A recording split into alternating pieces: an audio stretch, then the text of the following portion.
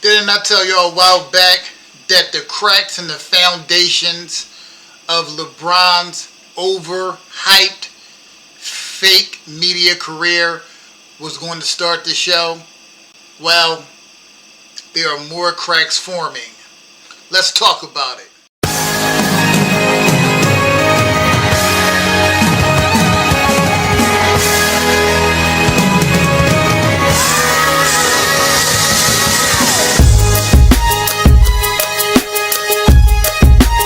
Don't ever underestimate the heart of a champion.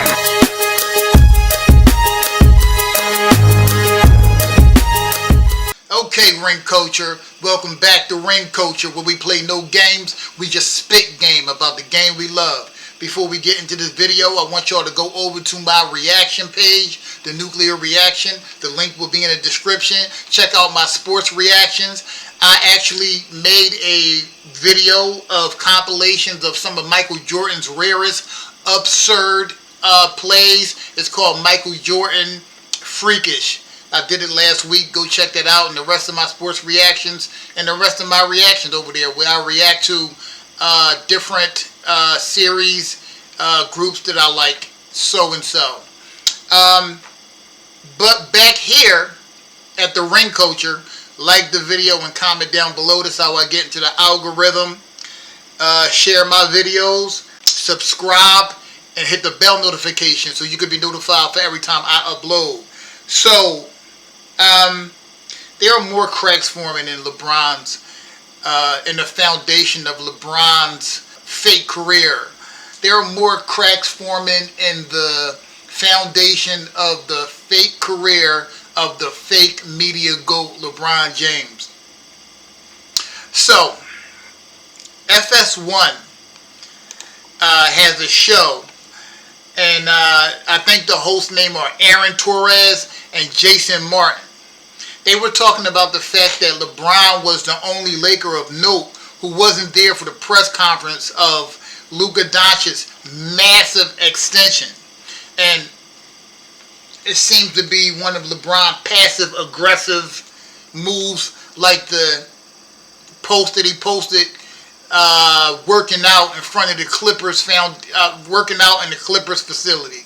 It's just insane. LeBron has a lot of narcissistic tendencies with him, and it seems like LeBron is not the center of attention. He's not taking it well. I'm starting to believe that the Lakers really didn't say anything to LeBron about bringing Luka over.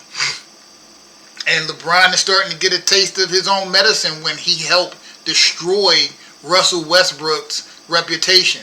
But that was nothing new. LeBron sat by while people blamed his teammates all the years that LeBron choked and got his teams eliminated and butchered.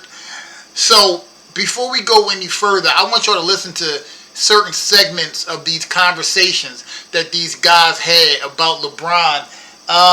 And people were starting to say what they really feel about LeBron. And it's starting to get really, really ugly. Check this out. I make of it that LeBron James wanted to be noticeable by his invisibility. He wanted people to take note of the fact that he wasn't there and talk about that. I told you when this happened this afternoon, when I first saw the news, I immediately was just like, we're going to have to talk about this, but it's not particularly interesting that Luka's going to stay a Laker. I assumed that he was going to, he left a little bit of money on the table, but, he's going to be able to recoup that down the line. He's betting on himself. He's kind of recruited some people there. This was a foregone conclusion in my estimation, so it wasn't a particularly, meaty topic, except for the jilted ex-lover that still wants everything to be about him. And because it's not, we're seeing workout photos of the Clippers logo in the background. We're seeing weird tweets. We're seeing, I don't have anything to talk about when we're at Summer League. We're seeing all these various things, and now we're seeing this very conspicuous absence. And there is absolutely no doubt in my mind that it was calculated to make sure that there was a lot of evidence that his absence was not for any particular reason. That's why we found out he was playing golf all day. He made sure everyone saw that. So it wasn't like, because, you think that it's like, well, maybe there was a death in the family or something serious that could have happened. You never know why he might not have made it. He might have tried. Maybe his flight was delayed. No, he's playing golf. And he made sure everybody saw that as well.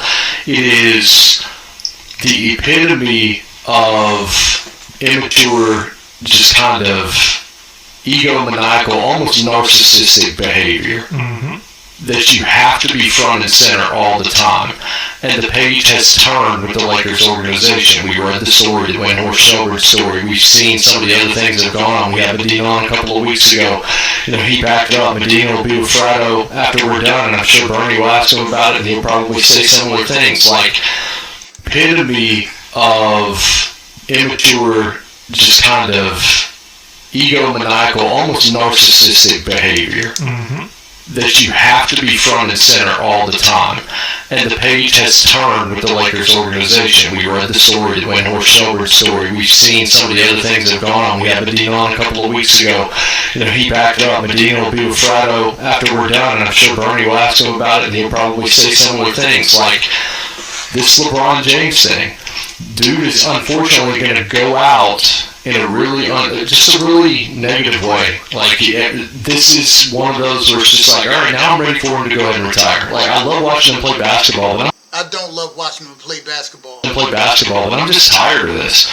And I feel like I represent the vast majority of the sports watching public, where it's just like, dude, just go away and live your life. Go start your production company, do all your podcasts, be passive aggressive about all the stars that came before you that you think you're better than, and all these other, like, we can't just enjoy you for the basketball player that you are because you won't allow it anymore. So I'd rather you not play basketball anymore. I'd rather you just go do something that I can avoid. Like, the league can't turn the page until you exit stage left. So at this point, I'm just waiting for that, because this is such a slap in the face in that organization that's bent over backwards to try and do everything you want. Firing multiple coaches, bringing in your old podcast coach, drafting your son, all these other kinds of things. You can't be there for Luka's extension because it's better for your brand for you not to be. It's not we're talking about you. But no, it's not. Yeah, it's just, let me ask you, what percentage of Lakers fans would you say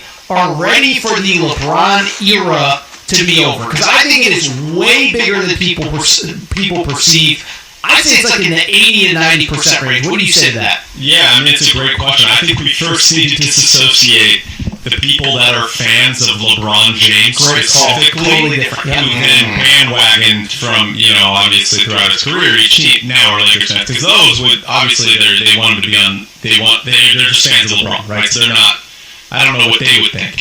For just Laker fans that were Laker fans before LeBron got to LA, I would say it's 90%. Like, it's hard to find fans that still want him on the team. In fact, my personal belief in this situation is I would prefer to just, at this point, trade him for anything you can. The issue is no one wants him, which he'll never say publicly. Like, the Cleveland was interested, reports were for a mid-level exception, right? They're not going to pay you $40 million, LeBron. Of course you opted in to your player option, right? Of course he did, because no one else was going to pay him $40 million at age 41. And look, he accomplished a lot with the Lakers, but I would have traded him. And I think another point we need to bring up is Jeannie Buss's involvement with this. Great call. Because if Mark Walter was running the team like what it is, like the Dodgers, basically, and his people, right? LeBron would be gone already. I would prefer just to win 35 or 40 games and not have LeBron on the team. Start building the roster on Luka, because there's no way they win a championship this year. There's a 0% chance. They don't play enough defense.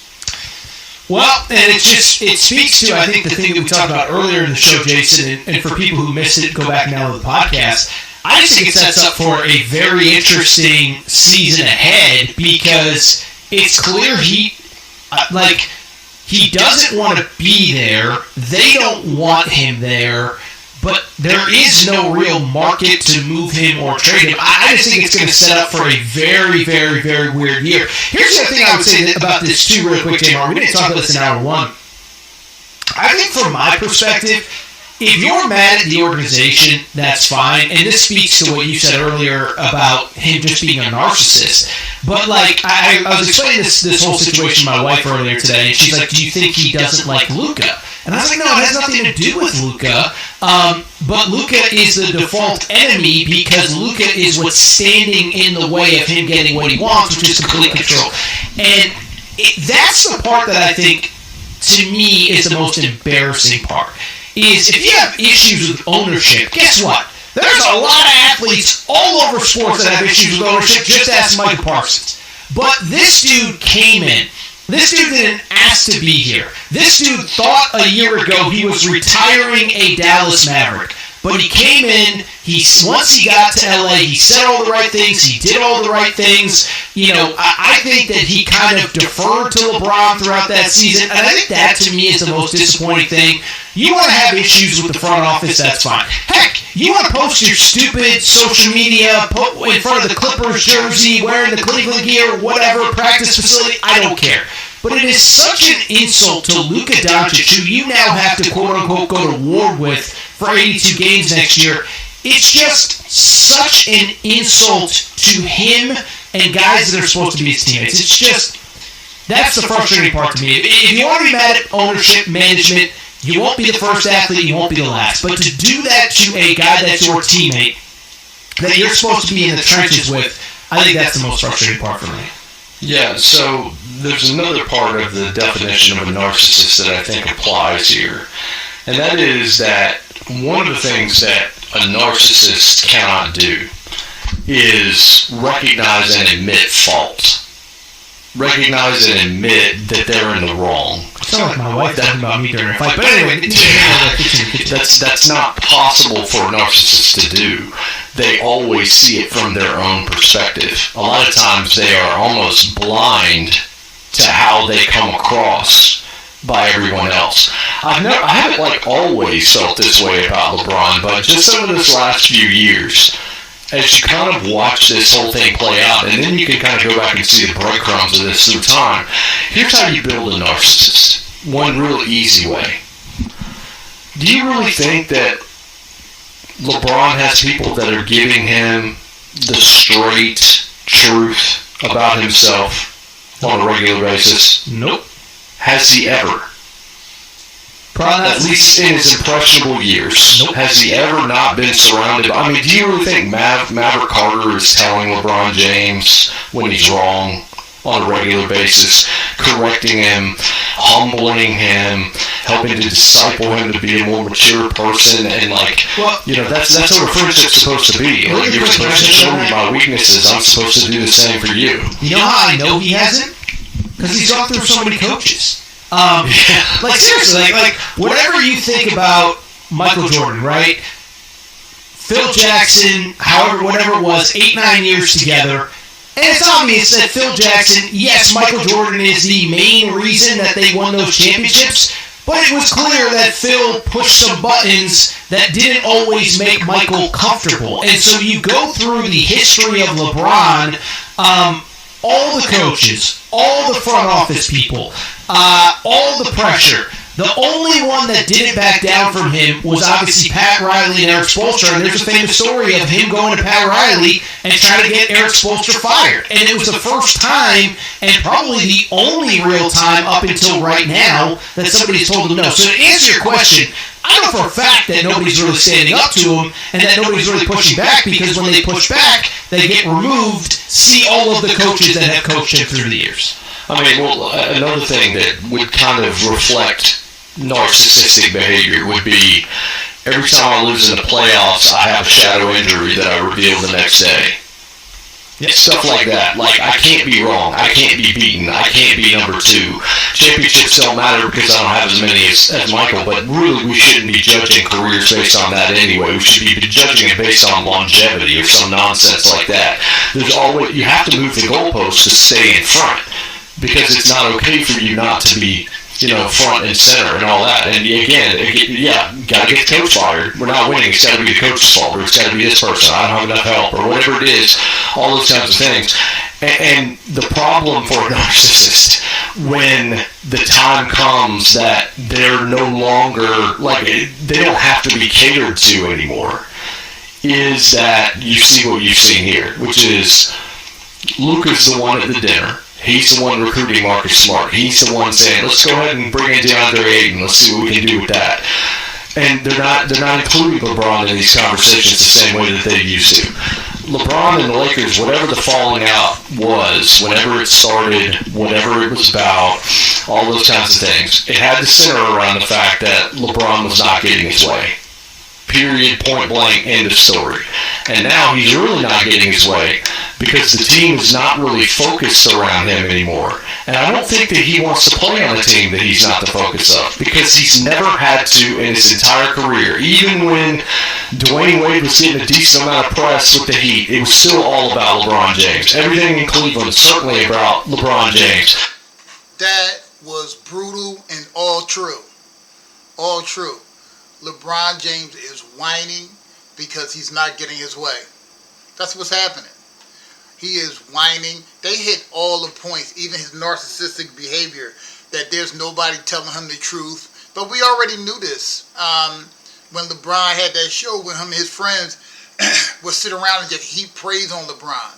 LeBron needs the praise and the adulation because he seems to be a narcissist. I'm not a psychiatrist, but he does seem to be a narcissist. And like they said, how he had these phantom injuries after he lose, and he revealed them the day after, except for 2000. It's not the day after, really. In 2018, he came out with a blouse in his hand. This year, he limped like he got shot in the leg. 1 year, he said he tore a tendon in his foot. Because it can't be him. It can't be LeBron James. Or he'll say, we was hurt most of the years. We didn't have time to gel, blah, blah, blah.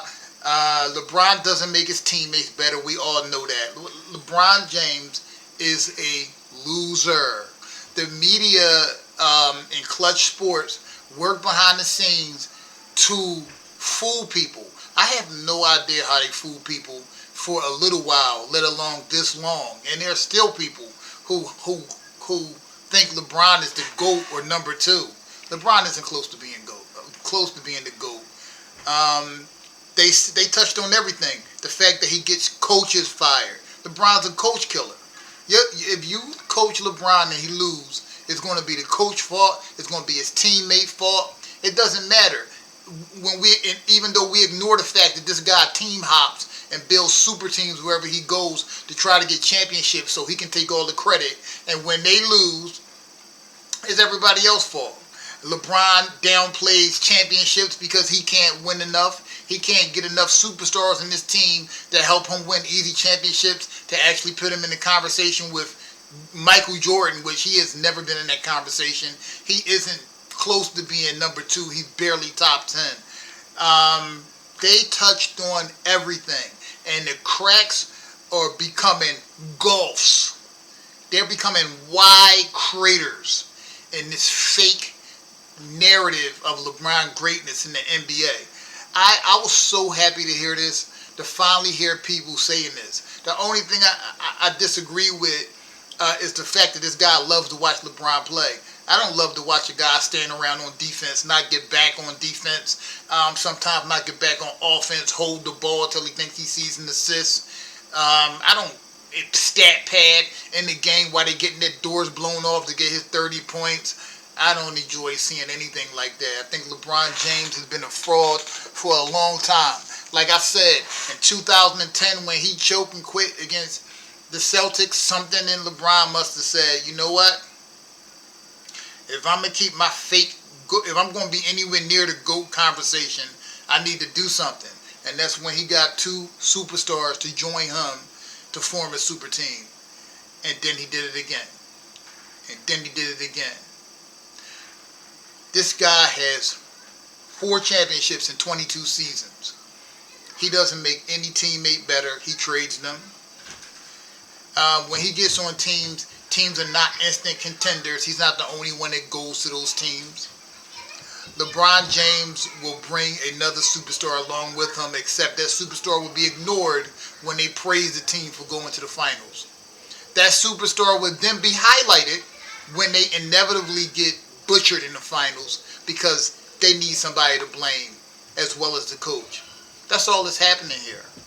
LeBron James is throwing a hissy fit because he is not the focal point of the Lakers' attention. He is not the center of attention of the Lakers anymore because his act is starting to wear thin. How disrespectful can you be to be working out in front of a Clippers sign? This guy's delusional. He actually believes the fake media hype about himself. You're working out in front of the Clippers, in the Clippers facility with a Clippers sign behind you. What? I would have cut him. I would have cut LeBron when I saw that. And somehow his cult, his fanboys, will make an excuse for that. But he's supposed to be this great leader, right? That's leadership? That is leadership. Leadership is not playing defense and when your man scores getting mad at your teammates. Leadership is your bad body language on the court. That's what leadership is. Throwing your teammates under the bus, not defending them, not defending Westbrook when his family is getting threatened because he's getting trashed by Shannon Sharp and Nick Wright all over the place. Unjustly, might I add. While they're talking about Westbrook's turnovers while LeBron turns the ball over just as much as Westbrook. And he plays way less defense than Westbrook. At least Westbrook tries to play defense. He gives effort on defense. LeBron, he barely gives effort. Come on, bro. Anyway, y'all tell me what y'all think down below. Are y'all happy that LeBron is finally getting what he deserves? What do y'all think about this LeBron skipping Luka's contract signing? What do y'all think about this whole situation? I agree with FS1. I wish LeBron would just go away. Just go away, bruh. We don't want you here anymore. But anyway, always remember, we are ring culture because the whole point of the culture is to win rings for the culture. I love y'all. Peace.